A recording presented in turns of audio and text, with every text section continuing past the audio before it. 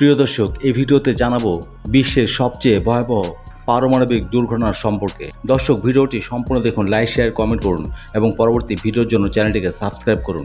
1986 সালের 26শে এপ্রিল তৎকালীন সোভিয়েত ইউনিয়নের চেরনোবিলে অবস্থিত ভিআই লেনিন নামের পারমাণবিক বিদ্যুৎ কেন্দ্রের চতুর্থ চুল্লিতে নিয়মিত রক্ষণাবেক্ষণের কাজ চলছিল। সেই সময় একদল প্রকৌশলী চুল্লিটিতে একটি পরীক্ষা চালানোর পরিকল্পনা করেন, তবে তা করতে গিয়ে নানা ভুল পদক্ষেপ নেন তারা। এই ঘটনায় পারমাণবিক কেন্দ্রটির ভেতরে হঠাৎ বিদ্যুৎ প্রবাহ বেড়ে চুল্লিটি উত্তপ্ত হয়ে যায়। এরপর একের পর এক বিস্ফোরণ হতে থাকে। শেষ পর্যন্ত পারমাণবিক চুল্লির মূল অংশ উন্মুক্ত হয়ে পড়ে এবং সেখান থেকে বিপুল পরিমাণ তেজস্ক্রিয় পদার্থ বাতাসে ছড়িয়ে পড়ে। পারমাণবিক বিদ্যুৎ কেন্দ্রে লাগা একাধিক আগুন নেভাতে ফায়ার সার্ভিসের কর্মীরা প্রাণপণ চেষ্টা করেন। পরে হেলিকপ্টার থেকে বালু ও অন্যান্য পদার্থ ছড়িয়ে আগুন নিয়ন্ত্রণ ও তেজস্ক্রিয়তার বিস্তার ঠেকানোর চেষ্টা করা হয়। পারমাণবিক দুর্ঘটনার কথা প্রকাশ্যে আনাটাকে তৎকালীন সোভিয়েত ইউনিয়নের জন্য বড় রাজনৈতিক ঝুঁকি বলে বিবেচনা করা হচ্ছিল। তারা শুরুতে এই দুর্ঘটনার কথা গোপন রাখে। বাতাসের মাধ্যমে তেজস্ক্রিয়তা ইতিমধ্যে সুইডেন পর্যন্ত পৌঁছে যায়। সেখানকার একটি পারমাণবিক বিদ্যুৎ কেন্দ্রের কর্মীরা তেজস্ক্রিয়তার উপস্থিতি টের পেয়ে সোভিয়েত ইউনিয়নের কাছে এর ব্যাখ্যা চায়। প্রথমে সোভিয়েত কর্তৃপক্ষ অস্বীকার করলেও অবশেষে 28শে এপ্রিল তারা দুর্ঘটনার কথা স্বীকার করে। দ্বিতীয় বিশ্বযুদ্ধের পর পারমাণবিক শক্তি খাতে ব্যাপক বিনিয়োগ করে সোভিয়েত ইউনিয়ন।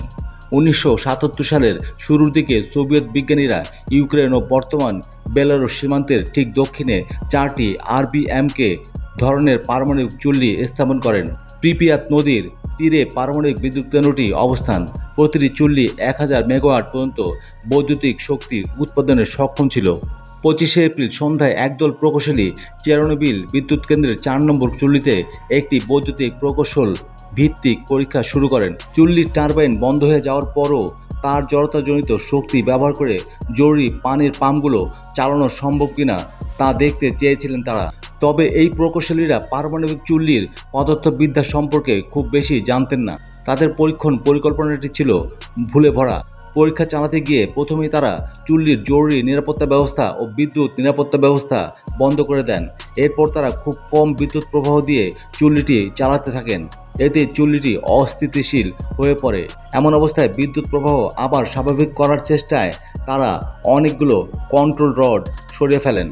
এতে চুল্লির উৎপাদন 200 মেগাওয়াটের বেশি হয়ে ধীরে ধীরে তার নিয়ন্ত্রণের বাইরে চলে যাচ্ছিল। তবে রাত 1:23 দিকেও প্রকৌশলীরা পরীক্ষা চালিয়ে যেতে থাকেন।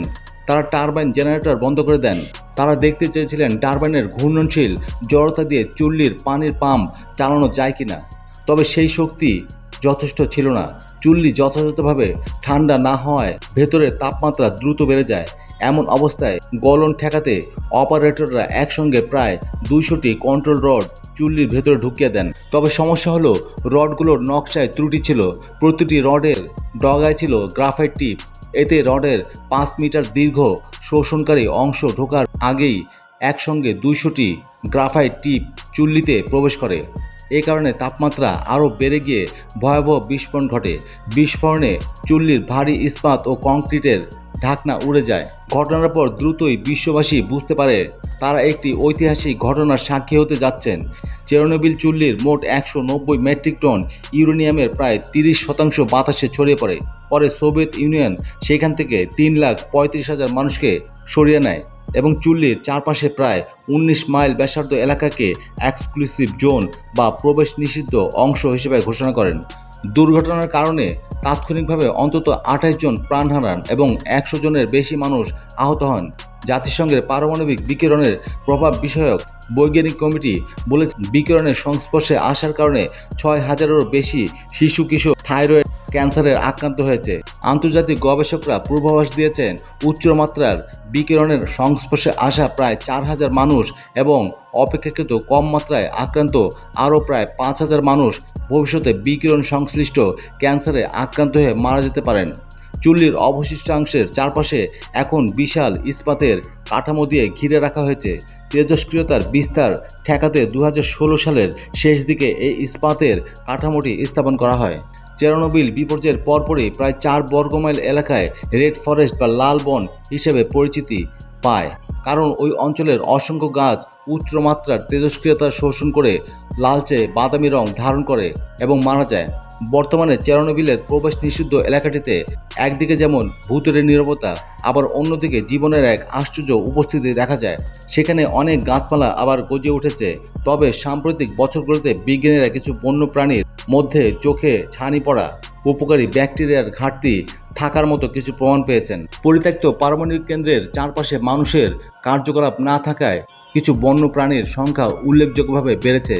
2015 সালের বিজ্ঞানীদের করা এক বিশেষ হিসাব অনুযায়ী আশেপাশের বন্যপ্রাণীর আবাসস্থলগুলোর তুলনায় পরিত্যক্ত এলাকায় নেকড়ের সংখ্যা প্রায় 7 গুণ বেশি। মানুষের উপস্থিতি না থাকার বদৌলতে এমনটা সম্ভব হয়েছে।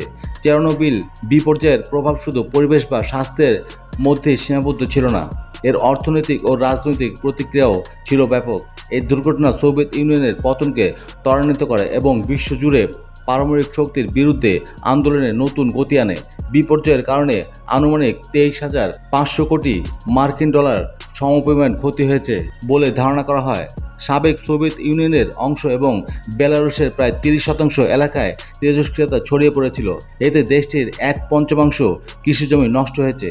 1991 সালে বেলারুশ তাদের জাতীয় বাজেটের প্রায় 22% ব্যয় করেছিল কেবল এই বিপর্যয়ের ক্ষয়ক্ষতি সামাল দিতে।